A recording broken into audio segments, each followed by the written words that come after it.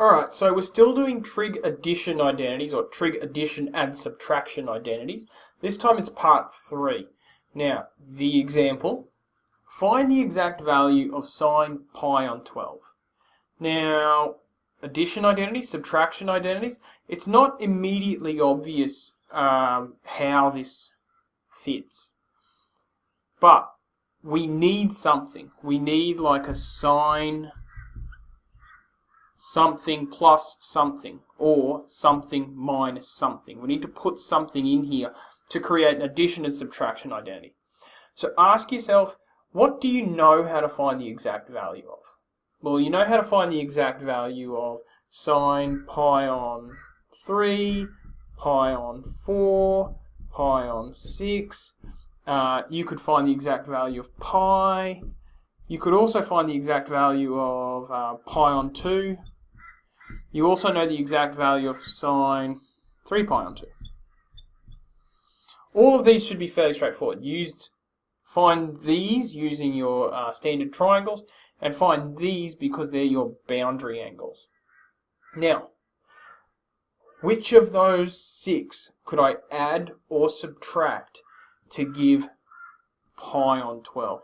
So you might need to experiment a little bit, but if it's got a denominator of 12, I could probably do some addition with these perhaps, or maybe do some addition or subtraction with these so that they have a common denominator. So if I do pi on 3 plus pi on 4, this is just a little bit of experimentation down the bottom here to figure out what I'm going to stick in here. Pi on 3 plus pi on 4, that's going to give me, I've got to do over 12. Now if I add them together, that's going to be 4 pi, that's going to be 3 pi, and I'm going to get 7 pi over 12.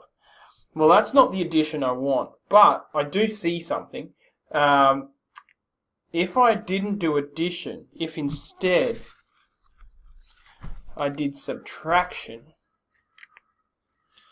that will give me just pi over 12.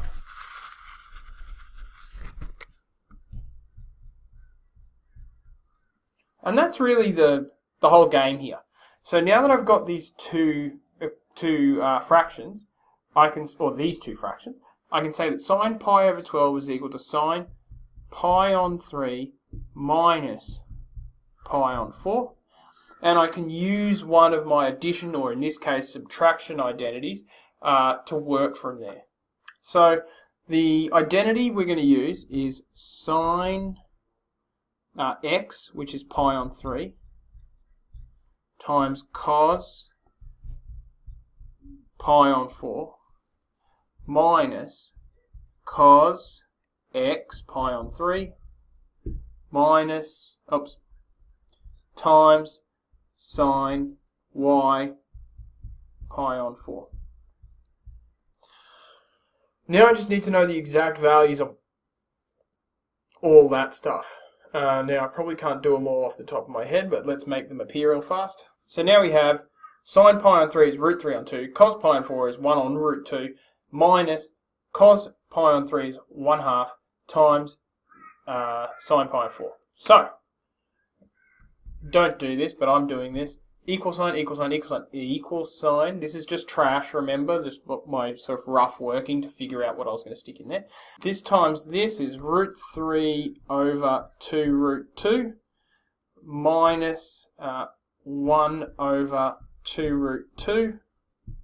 So the whole thing is over 2 root 2, root 3 minus 1. So root 3 minus 1 over 2 root 2. Now you can rationalize that denominator if you want, and I imagine that your textbook probably insists upon it. So it's going to be this root. So if we multiply the bottom by root 2, we'll get 4, I think. Yep. And if I multiply all of that by root 2, I'll get root 6 minus root 2. Okay, and you can sort of fancy that up if you want. Probably do like a quarter out the front.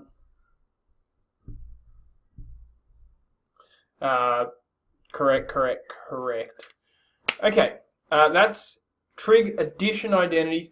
Basically, as long as you see a denominator that kind of has like a factor here, you can probably turn it into an addition or subtraction in some way.